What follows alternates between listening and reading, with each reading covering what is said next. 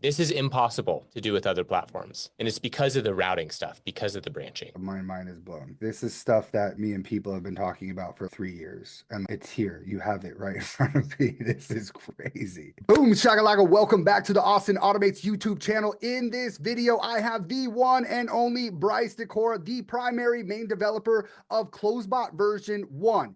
Here's what's really cool. In this interview, he's actually going to show you some stuff about version 2 that you have not seen before. Some of the branching, some of what it's going to do. He actually breaks down this real estate bot that does stuff that no other platform can do on the planet. We're going to dive into the birth of Closebot version 1. He's going to go over some of the key features and innovation. He's going to go over what like his practical use cases, like how exactly do you sell this? If you wanted to get your foot in the door, what exactly would you sell? How would you sell it? He's going to explain this step by step, and then what he sees and predicts for the future of AI and Closebot in the future, and why you do not want to miss, I don't even say train, why you don't want to miss this freaking tidal wave, because it's coming. It is like a comet hit the ocean, and this 5 mile high wave is coming, and it's called Closebot and AI, and he is going to break down why you do not want to miss this. So let's just dive right in. Bryce, I'm so happy you're here. Thank you for joining me today. How are you doing, brother? I'm doing amazing. Thank you so much for having me on. I'm stoked. You are I'm a legend. legend. I will take it. You're making me blush a little bit. You can't tell because I put the zoom filters on so that you can't see when my face turns red. But there's so much that people want to know. It's incredible. I've been diving into AI automation. I had a ChatGPT account when ChatGPT was like 30 days new, and I was like, this is going to transform the world, and I don't want to miss this wave. I wanted to ask, what was your inspiration? Because there's so many different paths that people could go when it comes to AI, business, and automation. What was your inspiration? Tell me a little bit about when the light bulb went off and you just said, you know what? I'm going to create an AI booking bot that's about to just take over the marketing world. Yeah, that's a great question. It happened organically, so naturally. I truly believe that people are put on earth to do, they have this one thing they're born for, and all the circumstances in their life lead up to that moment. And that's how it happened for me. I went to school for mechanical engineering, went from there to Boeing to do mechanical engineering work, and I hated it. Luckily, stars aligned, and I found myself in a development role doing prototype software development at Boeing using AI. And that was my first experience with AI. Hated corporate so much, I was ready to do anything to get out of that. So I left to do real estate sales from there. And I was like, sales doesn't sound like fun either, but at least I'm not in corporate. And I was right about two things. It wasn't corporate, and that was cool. And sales is awful. Shout out to all you salespeople because you kill it. That is a hard job. So I was like, hey, you know what? And this was pre-Chat GPT. I was like, you know what? I'm going to train my own LLM, and I'm going to get myself out of this sales role. And I bet that would scale really well. Spoiler alert, it didn't work. I spent a long time working on it and didn't close any real estate sales. You guys probably resonate with this. You're working on your workflows, you forget to sell, and then you have no clients, but you have a really cool tool. I was doing that.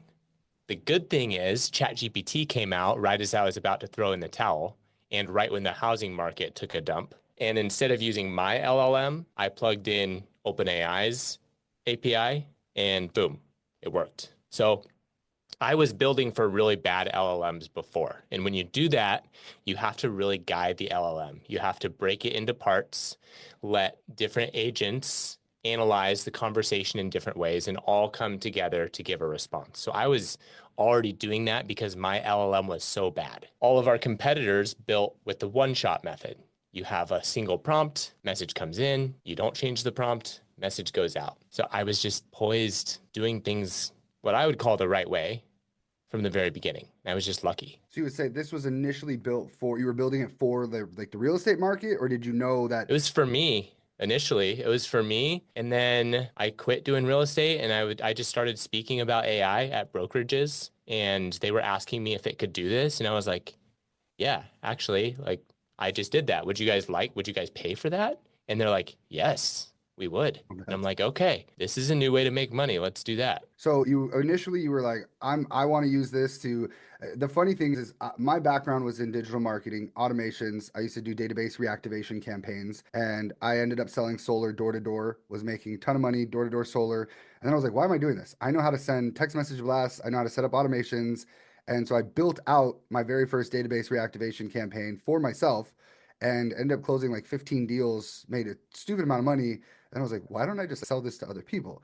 And so it sounds like you just created something for yourself and then it started to work and then you moved on. But so how did that then turn into Closebot version one, how it is today? It started as just an API. So many people don't know what an API is. An API is something purely for developers. It takes a developer to plug it into stuff. And it just wasn't getting a lot of traction. But I noticed everyone was asking me, does it work for high level? Does it work for high level? Does it work for high level? And finally, I was like, okay, fine. I'll learn what high level is. I don't know what that means. And so I learned and I was like, okay, let's make it as easy as possible for people using high level to use Closebot since they're all asking for it. And that's when I started developing the front end Yeah. and making it streamlined to make an account and that kind of stuff. Super cool. Yeah, I've been using high level since 2019 when campaigns and triggers were in two separate places. They didn't have a workflow builder.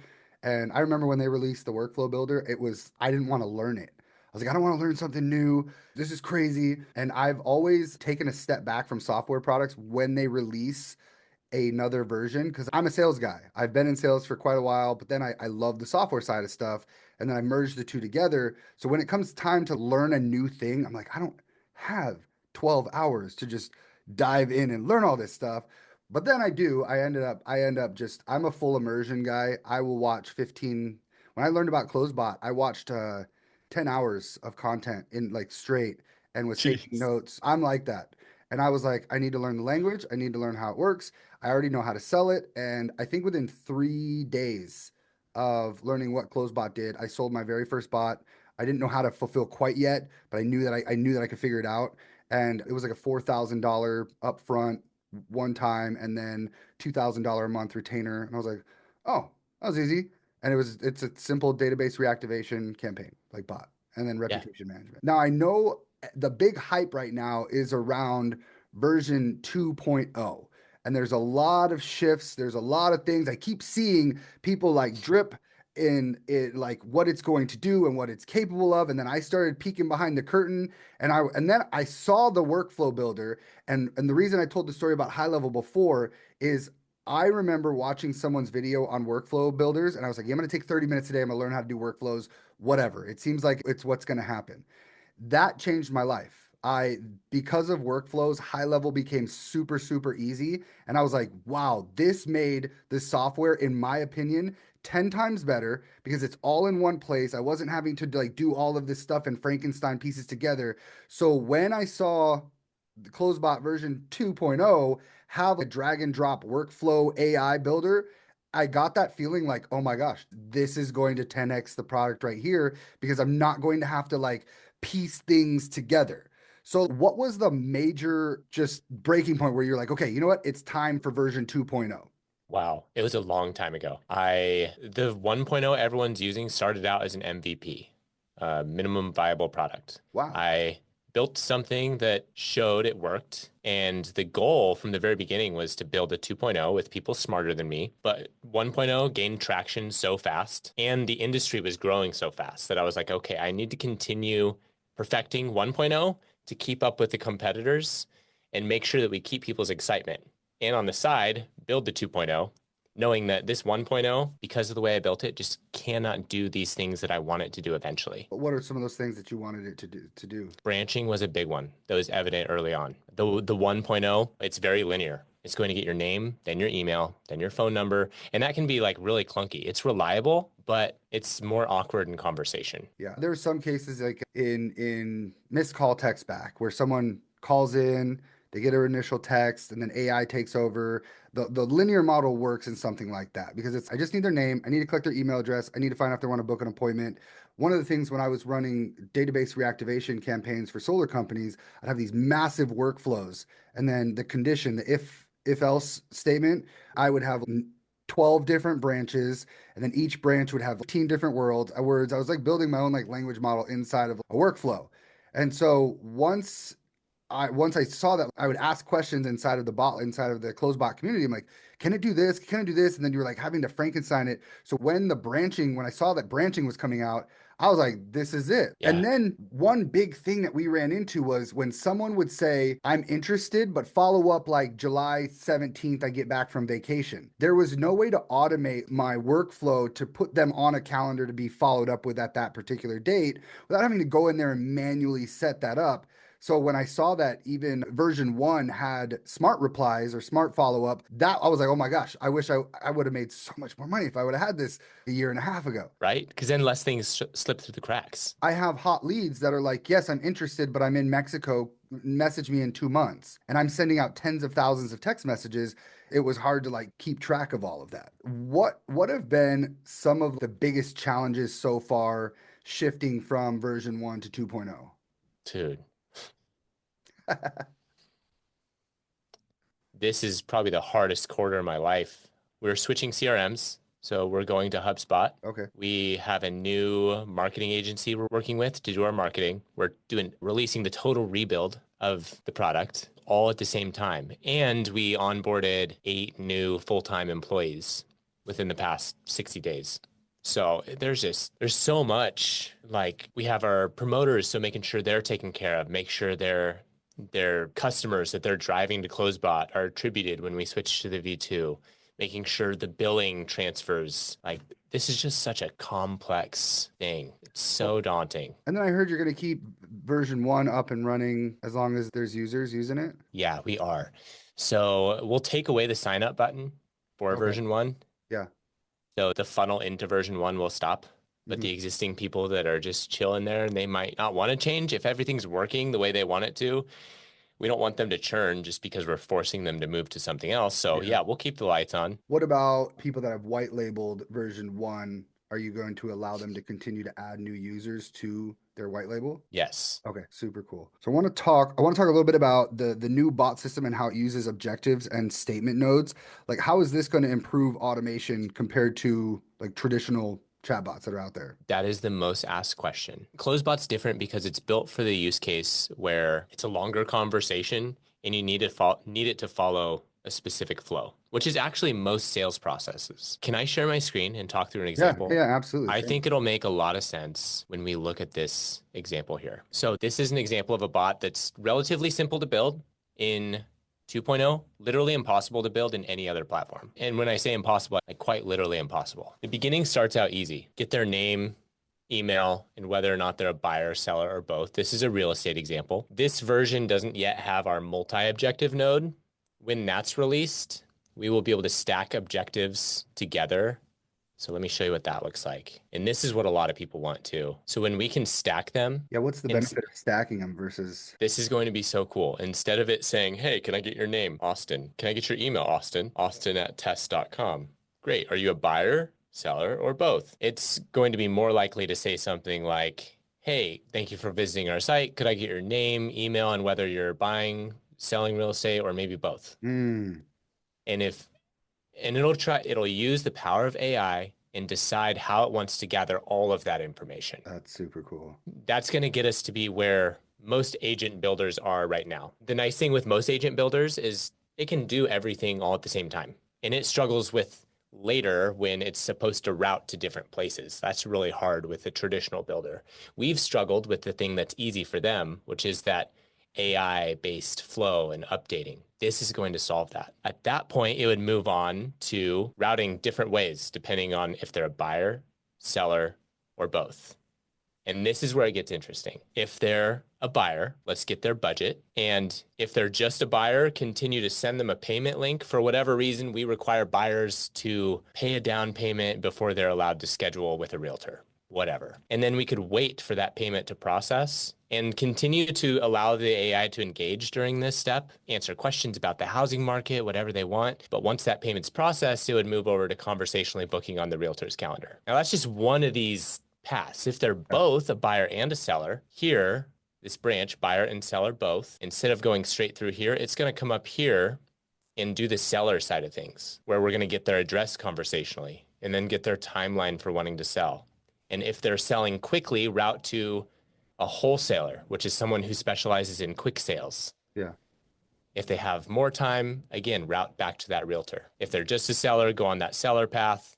And if we failed to detect what they are, maybe they came in our website to say they're selling pies, they're like some spammer, stop responding. This is impossible to do with other platforms. And it's because of the routing stuff, because of the branching. My mind is blown. So I'm like looking at this. I'm like, this is stuff that me and people have been talking about for 3 years, and it's here. You have it right in front of me. This is crazy. And it goes back to, as the founder, as the main developer of Closebot V1, this is a product that I want to use. I can't wait for this to really be released because I need this. I need to route people on different calendars based on what they say. And I don't want to build the workflows in high level and Frankenstein it together with Closebot V1 to do it.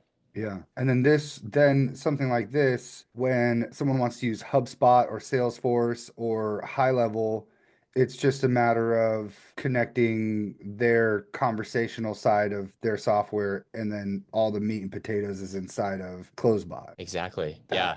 that is So that it won't matter if you're selling AI agents to someone with HubSpot, with high level, with their own high level agency. You can sell AI agents to them. And eventually, if they don't have a CRM and they just want to use the Closebot standalone white labeled, they could do that through you.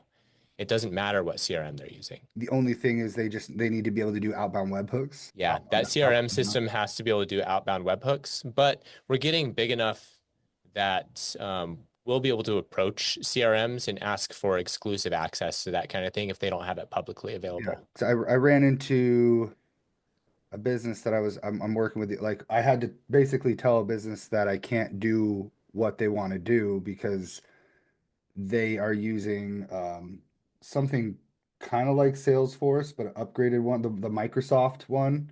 I forget the name of it, Dynamics, I think. Yeah, Dynamics. And I was like, unless they wanted to migrate to high level, which I highly doubted it, I was like, I don't want to take on this project because I know nothing about dynamics and I don't want to piece it all together. But this is absolute. I've had to turn down two jobs so far. Another thing that I didn't even Sendman.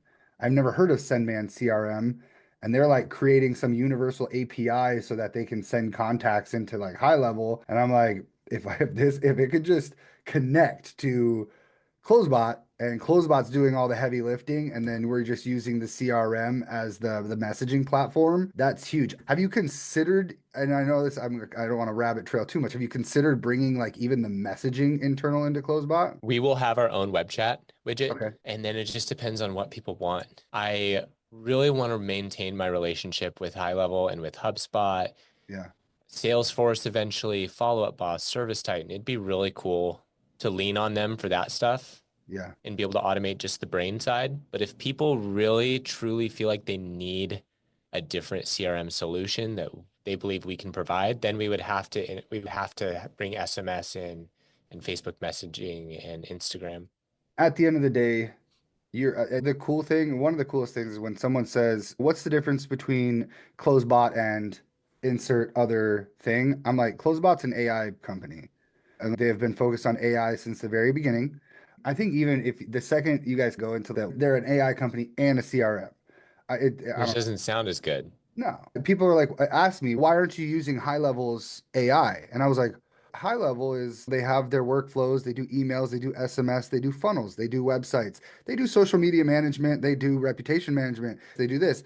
And I'm like, Closebot, they do AI bots and it's powerful. Now, I didn't really understand, like when I was reading through the future of everything, personas. What is see, I know you're excited because I was like, I know that there's something huge about it. What are personas for those that aren't going to understand that? And what is the biggest difference between adding personas and what it used to be? Fantastic question. Yeah. What used to be a bot is now a persona and an AI job. And together we call those a bot. Hmm. When you have a job that needs done, imagine you have a business with a front desk person and you tell that, or you write the job description for that front desk person. You say, hey, when people come in, I need you to greet them. I need you to find out if they need to schedule a tire service or an engine service and get their name, email, phone number after that. That's the job. Hmm. There are tons of different people who are suitable for that job. And it might be nice to have someone in the position and then test them out, and then Yeah. have someone else in the position test them out and see who converts to more appointments. And that's what we're doing with the personas.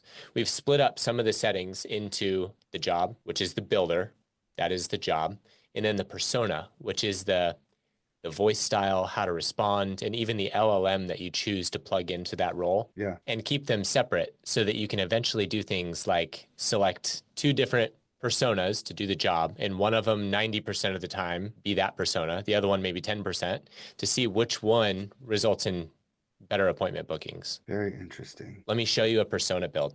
Yeah, yeah, So if I go in here, I have Snoop Dogg, for yeah. example. Someday Snoop Dogg will do an ad for us. I saw him in concert one time. It was epic. Nice. It's DOGG, Snoop Dogg. His voice style, we have frequency typos, breakup messages, the LLM that we're using, and same thing, we'll be able to select multiple LLMs here, and then clarifying instructions on how to respond. This is all stuff that's unique to Snoop Dogg. Yeah, Martha Stewart, totally different. But yeah, then it'd be really cool to plug in Martha Stewart and Snoop Dogg and then be like, wow, Snoop Dogg actually booked more appointments. yeah. Very interesting. And so you'll be able to A/B test personas. Fascinating. That's brilliant. And maybe you're curious what the difference is between OpenAI and Anthropic and Yeah, DeepSeek and Gemini and Grok, which will support all of them, which is yeah. another cool thing. You could create a persona that's exactly the same, Snoop Dogg, except Anthropic, Okay. and one that's exactly the same except OpenAI, and then split test those and say, okay, how does OpenAI compare to Anthropic? Interesting. I have heard some people say that they sometimes they get different responses using Anthropic API versus OpenAI. I've noticed it to be in my case a little bit more friendly, a little more bubbly, but every people have their preferences. Yeah, they do. This is super cool. Okay, so when it comes to personas, because this is something that I as a hobby, I study human behavior. Like it's a hobby of mine. Now, and this is something that's always been in the back of my mind, and I know someone's going to do it. When it comes to personas, can you train a persona like on the disc program to where it's able to pick up and identify different personality types based on conversational triggers? Hey, this person's a D, this person's an I, this person's an S, this person's a C, and then have the persona trained to respond. Like, for example, someone that's a high I on the disc profile, they're going to be very energetic. They're going to be they're going to want to talk. They're going to want to chit chat, and they're going to be a little more friendly. While as someone that's a high D on a personality profile, they just want the answers. They're going to be straight to the point, all business.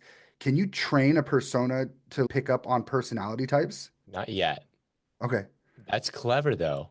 Again, one of the reasons we had to split it is because we do want you to eventually have the ability to train a persona, both in fine tuning. Yes. So most of these resources give you the ability to fine tune a model.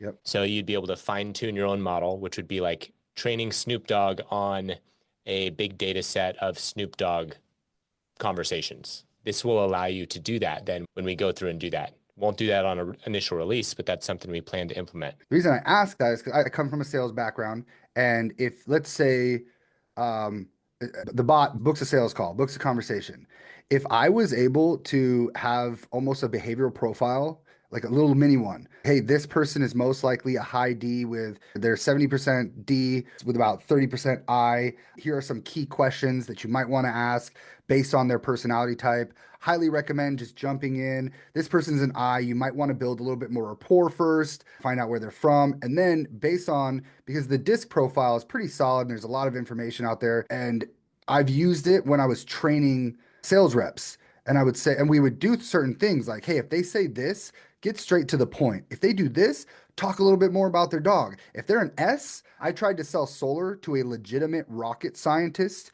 in Houston, Texas. He wanted to know the bolts, the rails, the wires, the cables. And the second I identified that he was a type S, I stopped selling.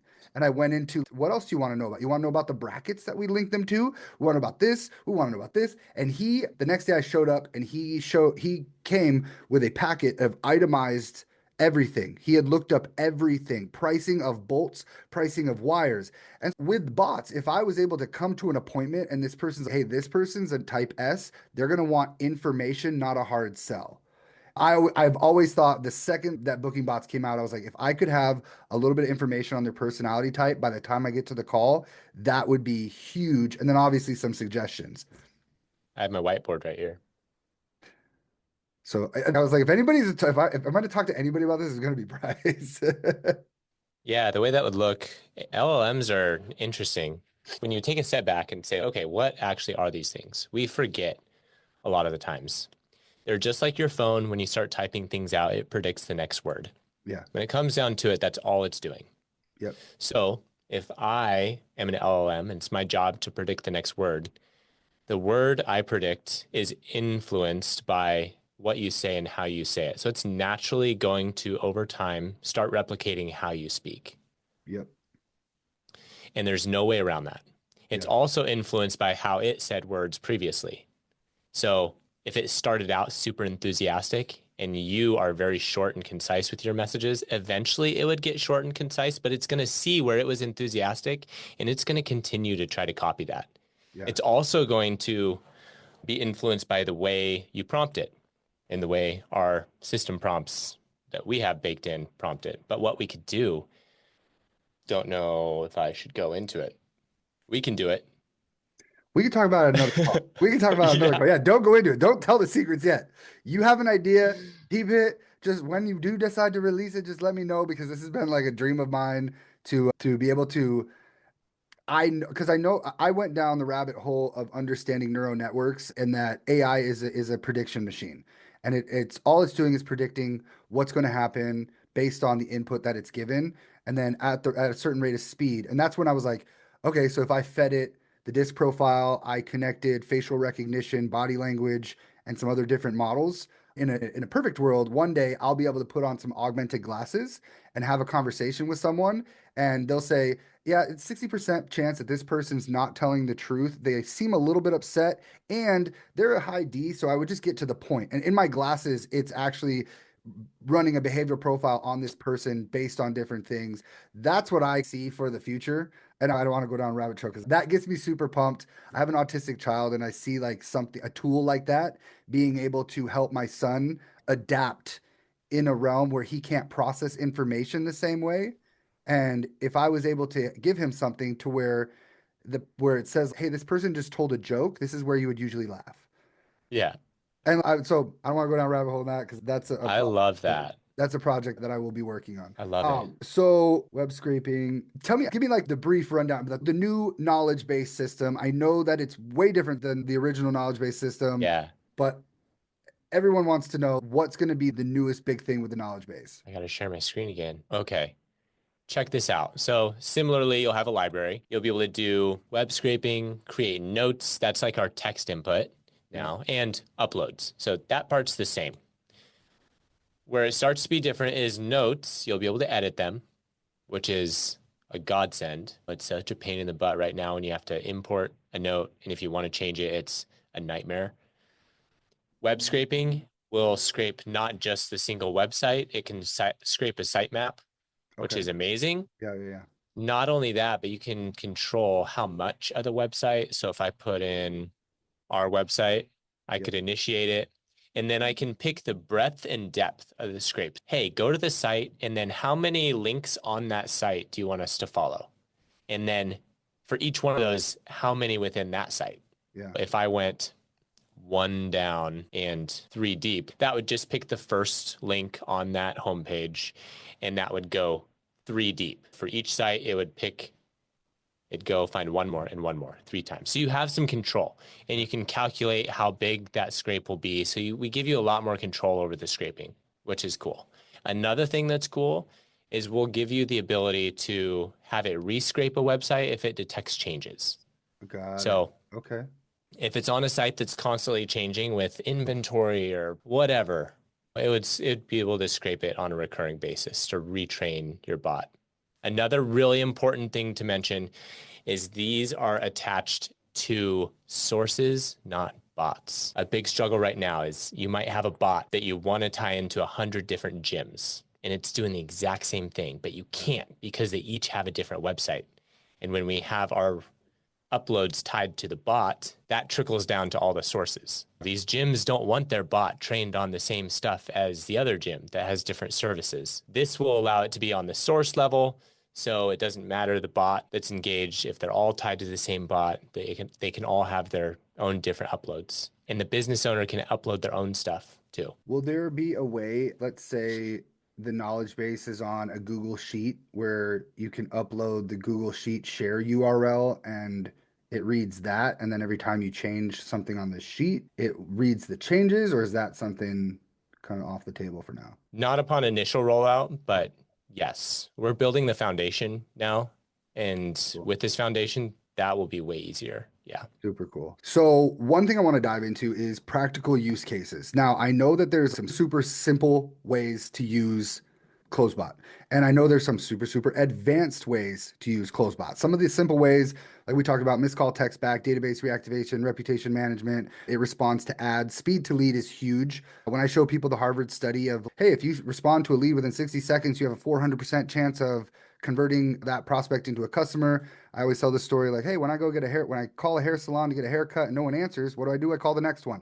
And so selling that stuff is pretty simple. If someone wanted to get into selling Closebot to make a decent living, what would be your go-to? If knowing what Closebot does and version 2 is going to do, what would be like your go-to for someone that wanted to get into selling Closebot? I would start going to websites, and any site that doesn't have a chat widget, Yeah.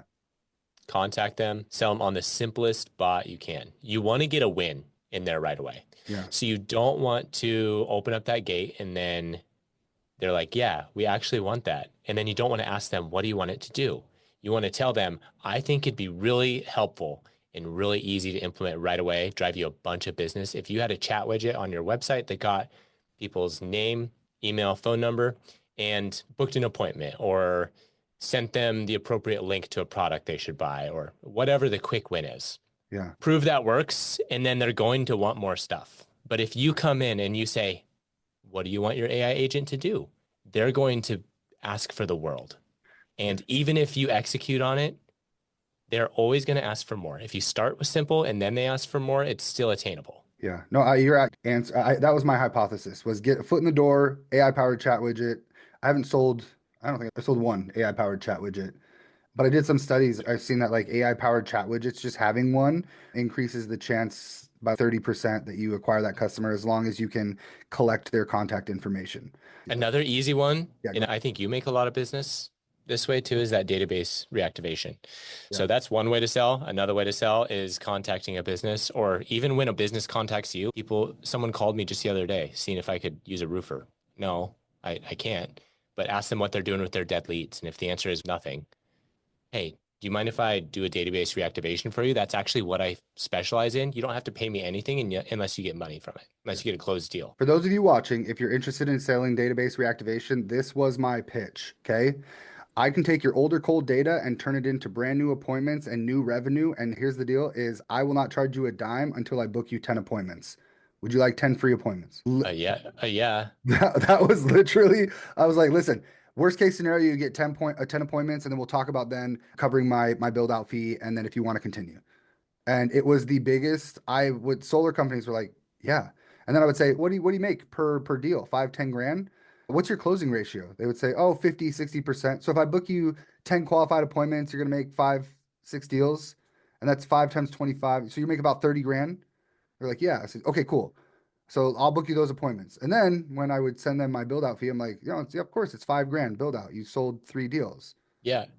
They did not blink. They wrote me checks. I had someone send me a check for $15,000 once I broke down the math and showed them my results. Literally mailed me a check for $15,000 to set up database reactivation. That's huge. Yeah, it was big. And I was like, who mails checks? But it saved me like $500 on processing fees. So I was okay with it. My bank was not happy. They were like, who's mailing you 50,000? Are you selling drugs? What are you doing, Austin? I literally went into the bank for 90 minutes. They wanted to hold the check for a month. And I was like, give me my check back. So how do you see Closebot and AI innovation evolving over the next like 3 to 5 years? Because I know where it's at right now is pretty sick. Where do you see Closebot 3 years, 5 years from now, and AI and innovation and how things are moving? Something really exciting for me was Anthropic just a couple months ago released an article where they talked about the best way to build AI agents. And you know what they said? Exactly the way Closebot is doing right now is the best way to build AI agents. They said you need to break it into multiple steps. You need to have different AIs analyzing different things, and all of them come together for the CEO, the master AI, to take those notes and deliver a response. No matter what happens, we will continue with that as our North Star. And that's what we do with our drag and drop builder.